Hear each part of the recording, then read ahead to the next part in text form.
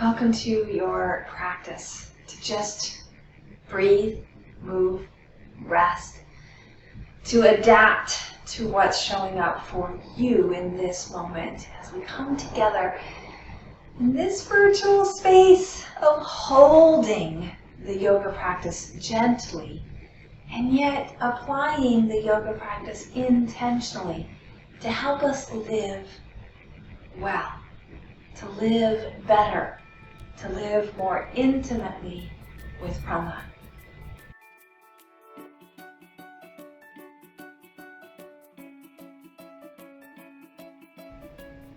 So as you land into a comfortable sit, I welcome you into a gentle movement, a gentle breathe, move, rest practice that can be adapted for whatever level of energy and attention you have today.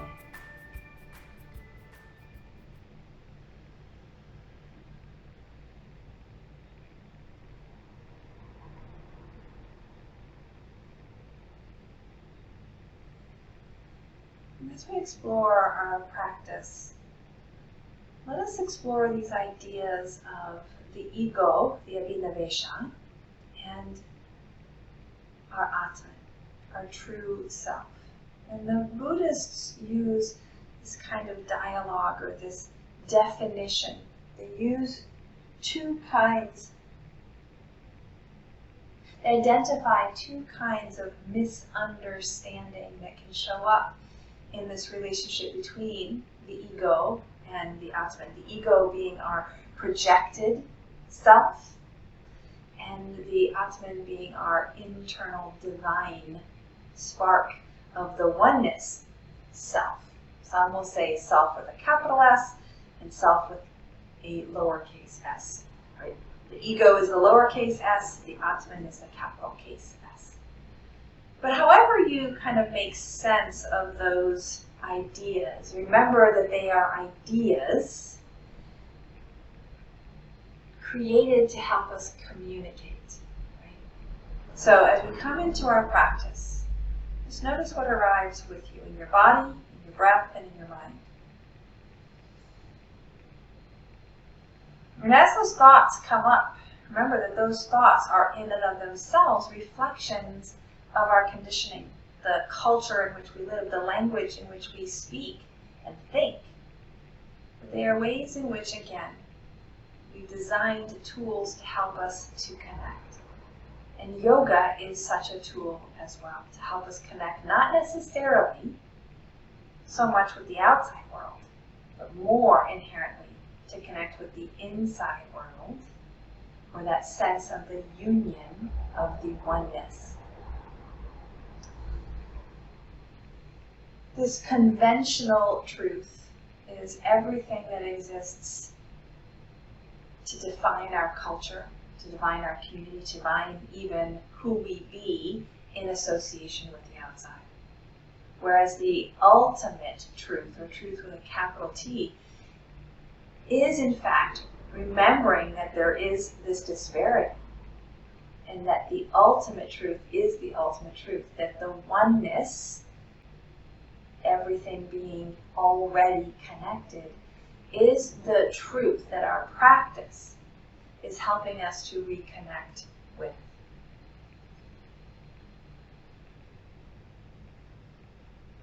So notice when you move your head, take some simple circles. You move your head. Are you moving you? Are you more than just the movement of your head? Pause. Reverse those circles. Now, many of us live in our intellectual brain, our relationship to logic and reason and linear thinking. And so moving the head might feel in fact like, yeah, I'm moving me. And for others, maybe those of us who live more in our body, kinesthetically moving through the world, or we live more from our sense of our heart, or even our innate wisdom. All of these are just ways in which that we have tried to make sense of our experience. So let's move into our shoulders, and again, notice what it feels like to direct your attention to your shoulder, to your arm. Swing the elbows. If you were to lose function of the arm, could you still be you? Of course you can. If you were to lose the arm, could you still be you? Of course you can.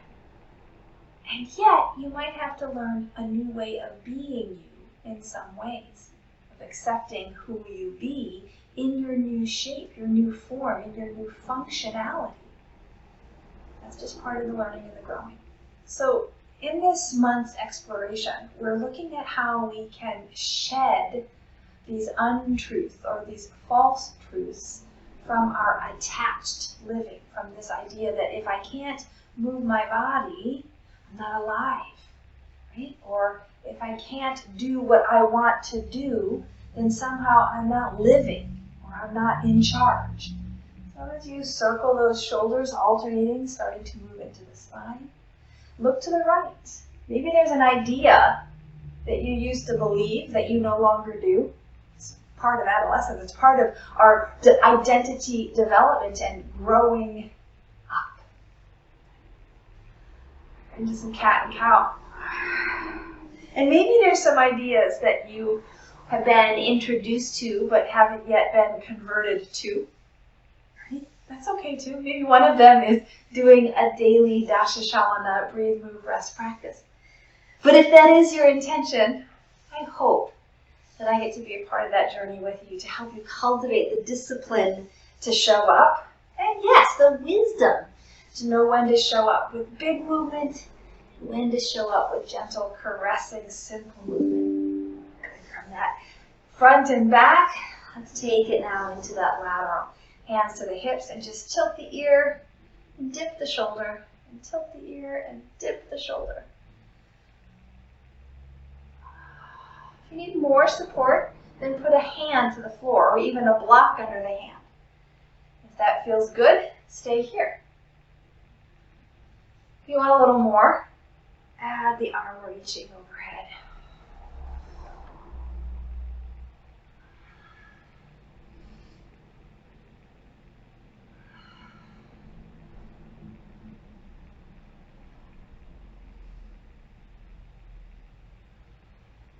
One more time each side.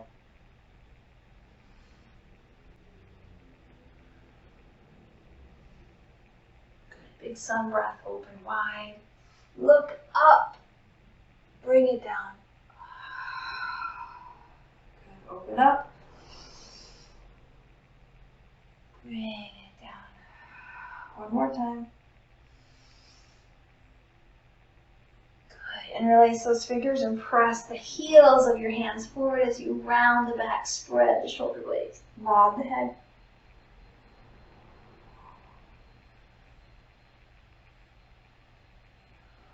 Good. Take the hands up as the head rises. Take the chin down as the hands come down.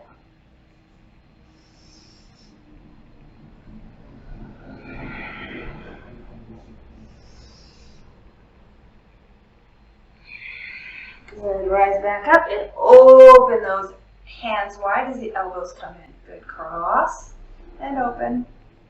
Inhale, lengthen. Exhale, draw into center. Good.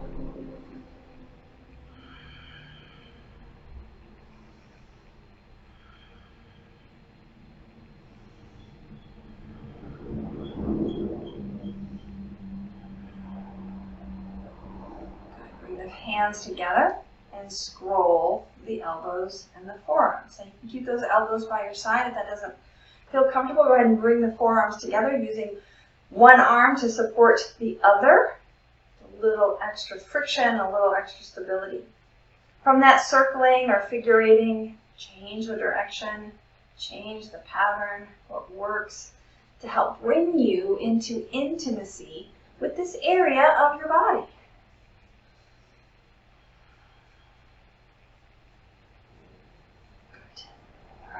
One hand up, one hand down, reach.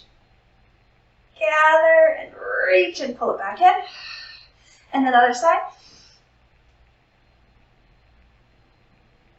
Good, and come back in together. Hands behind you, feet in front. We're going to rock the knees. Sway the knees from side to side. So again, consider, what if you couldn't do this movement? How could you adapt it? Well, one of my favorite, most accessible ways to adapt all of the movement of the body is to use the ideas of the mind, the visualization, the imagination of the mind. Go ahead and add this sway into that reach, up and over. Hands behind your feet, plant, lift the heart. Good. To the second side, and reach. And then up and over. This time, plant the hands, plant the feet, lift the heart. Press into the floor with the hands and the feet and lift the bum up. Good. One leg long, one leg bent, up, and take a small twist. Not a full twist, just take a small twist. And then in that small twist, a little bit of pelvic tilt. So we're looking for that undulation in the low back.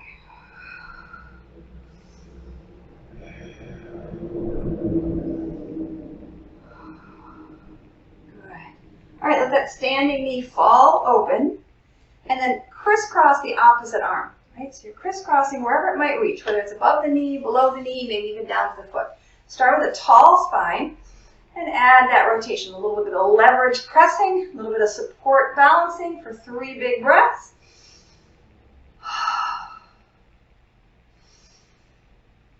Feels good to let go of that breath, doesn't it? Yeah, and that's the invitation. We can let go of what's no longer serving us. We can separate from that attachment. Now, as you reach perhaps a little farther into that twist, this time I'm going to ask you to hold the breath. Draw in and stay full.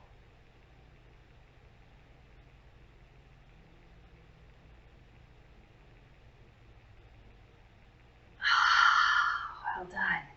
Does that feel good to let go of that breath? And then let go of that shape. Good. Let's bow forward here. Reaching from the navel towards the toes, sternum towards the toes, and then we're going to round and curl the chin in. That might be enough. Some of you might even then start to pull the navel back, getting even more rounding in the lumbar spine. Right?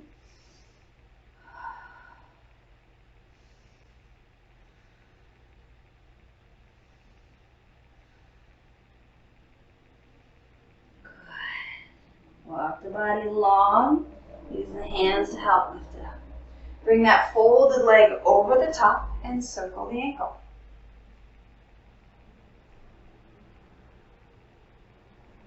And reverse.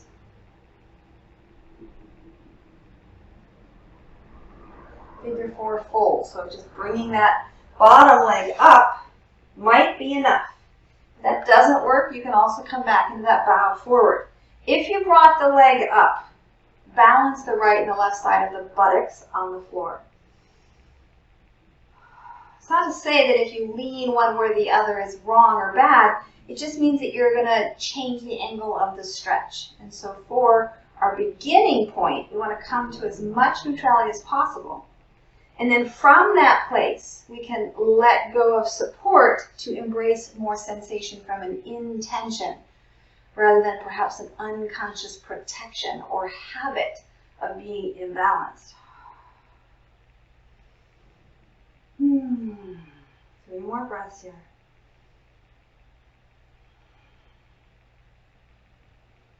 Good. Now, if your leg is long, that's fine. You're going to bring it to stand. If you're squished together, just make some more space. And that top foot's going to come down towards the floor. Now we're coming into a bit of a sage twist. So that top arm crisscrosses, back arm for support. Leverage that rotation as you attempt to get both sits bones down to the floor. Swivel the head forward and back.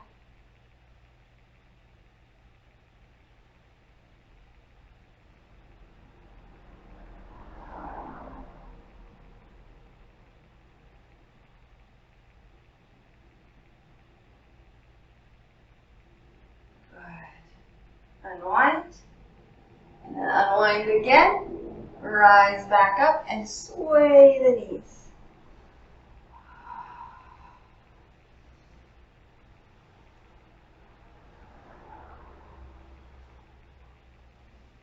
Let's swim that around. Just like we did before, drop the knees. This time, option to lift up and back down. Through center, again, option, lift up and back down. To the other side, lift up. See, we have to disengage, we have to detach from the floor in order to find that elevation, to find that space and levity of lift. When you're ready, we're going to come to that second side. So again, one leg long, one leg bent, and just a baby twist. Support, and then add that little pelvic tilting, rounding, and rising.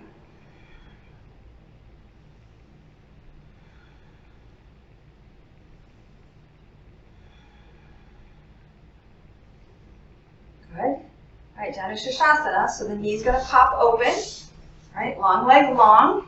And then we're going to rotate and pause here. Shoulder blades down and drawing towards the center of the back spine. This is enough. Or as you find that angle and play with your breath. What can you let go of? What can you be with? Again, you might swivel the head. Now in our circle.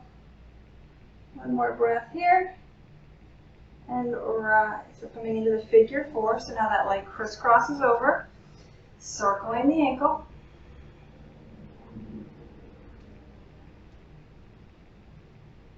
And reverse. And stretching that buttocks. Go ahead and fold over or fold in and up.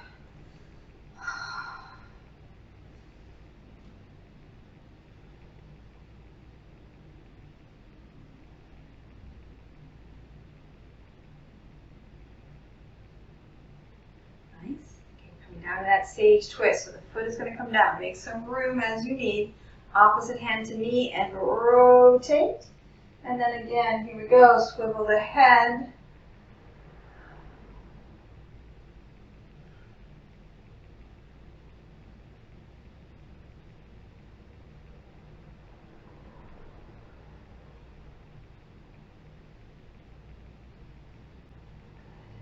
I'm going to show you how to move from this wide-legged sit into essentially a Molassana Squat. But you are welcome to get your own way there as you unwind, untangle. And again, feet are wide, toes are gently turned out. You can use your hands behind you, scoot the bum forward until you're above your feet. And this might be enough. You might like to bend and straighten the knees.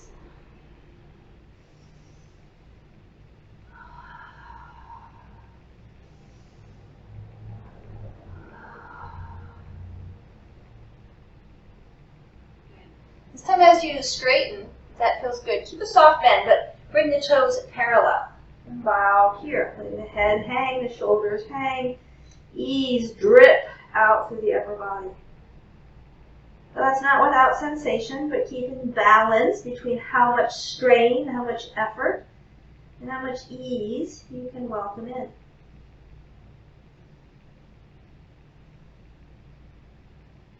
Good. This time as you lower, again, your hands can be as far forward as you need. We're going to come down and try and keep the heel of the foot on the floor as far as you can lower. You may not get very low. That's okay. Just take a couple breaths. And then once again, let go of the floor beneath your heels and come into more of this toe stand. Now, some of you would prefer the heel down. Some of you will prefer the heel up. What are you attached to? What are you willing to let go of for the practice of investigation, the practice of inquiry, the practice of cultivating that sense of truth rather than attachments? Go ahead and release your shins to the floor, coming into your table pose, hands and knees. And then let's rock that table forward and back, right? So we can floss the spine with the chin drop as the hips drop. Hips back, chin up. Right? Getting a little more connection into the fascial weaving. And this is enough to stay right here.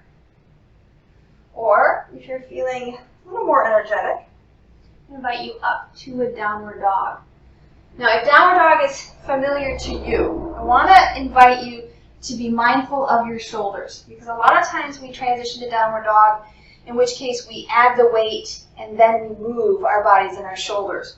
So I want you to set your shoulders up in the shape of downward dog first, right? So the hands might be wide, they might be a little turned out, but we're hugging those shoulder blades down. Now I've already tucked my toes, but tucking the toes will then give you that access to squeeze through the belly, lift through your inner thighs, so a Samandavayu squeezing, so that we can lift with control as we choose to release the support of the floor beneath us. Head is neutral, shoulders are actively drawing down.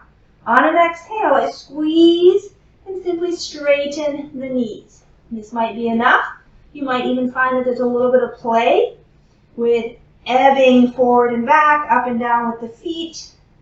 Again, we want to keep those shoulders down the back as much as we can. That's going to honor and protect the rotator cuff.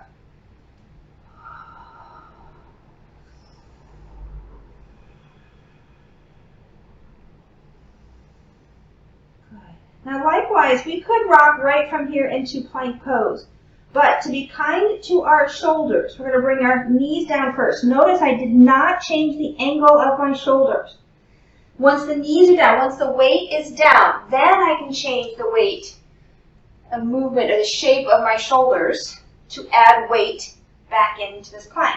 Again, once the shoulders have stacked over the elbows and the wrists, then I can choose to lift my knees, to let go of the support underneath me, so I can embrace more of that sense of core strength.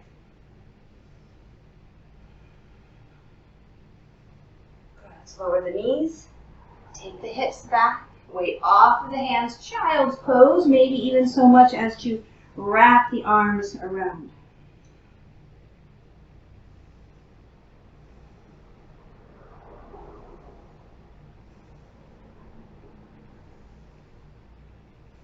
Good. As you come back upright, again, it could be downward dog, it could be table pose. We're going to step right foot forward, back leg up or down, swoop up.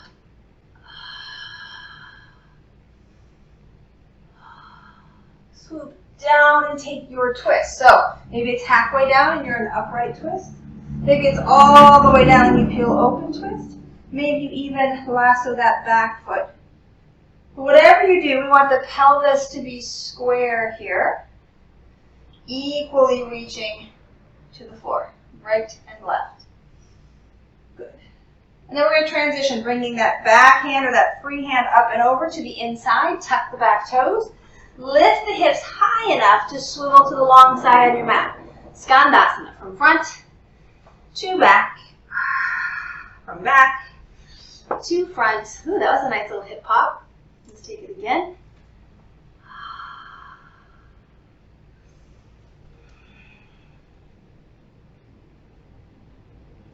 Now, your choice. You can come back to face forward and switch the legs, or you can swivel around to face the other side. Find your lunge and lift up.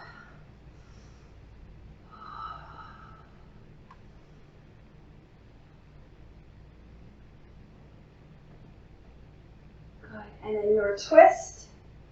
Again, take the level, take the expression, the krama that's right for you.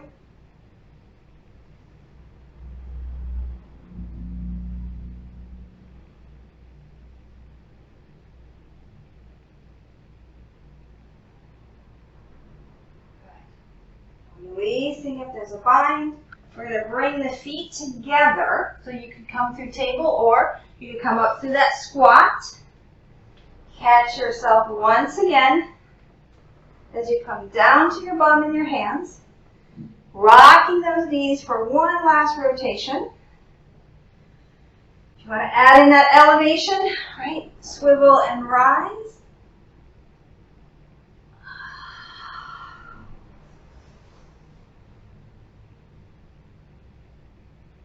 And then this time as you swivel, go ahead and spread. Swivel, square your shoulders, and spread long.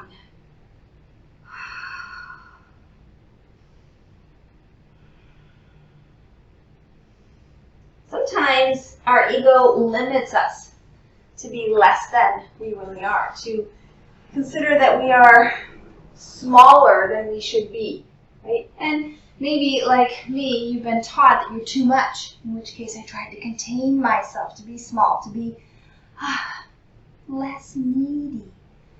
So as we move from our final twist here into our savasana, maybe you can let go of that idea of you being not enough or being too much. And consider taking up space that is just the right amount of space that honors your whole being and the shared space. So our savasana is just that. It is that place of letting go of everything that isn't needed right here, right now. Everything that is not part of the ultimate truth and oneness that is always.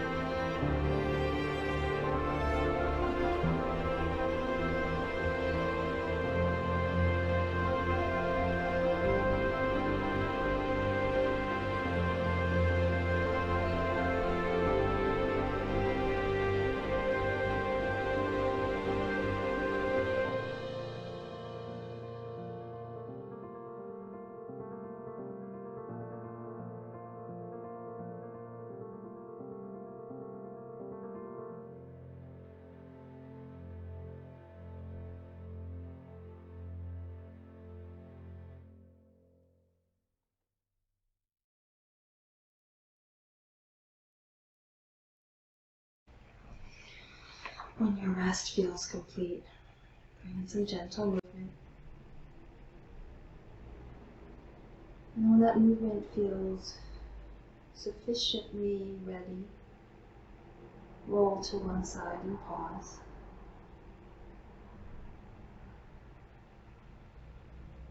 Once again, you balance the effort to get here and the ease to be here. To once again engage in the effort to just be,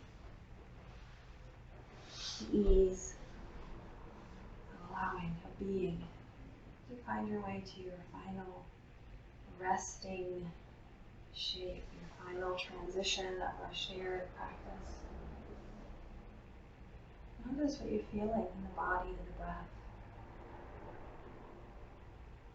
Notice if you're feeling a little more confident and competent in moving in your body, in your thoughts. and even in the emotions that might ride that wave of experience with our sensations. This is what we mean by it's all yoga. This is what we mean by letting go of the abhinivesha, letting go of the ego's drive to project and embrace the Atman, the introspection and the inquiry of yoga. Thank you for sharing this practice. Thank you for being here. May you breathe deeply and move freely. May you labor lovingly. And may you live vibrantly. May you be well. Namaste.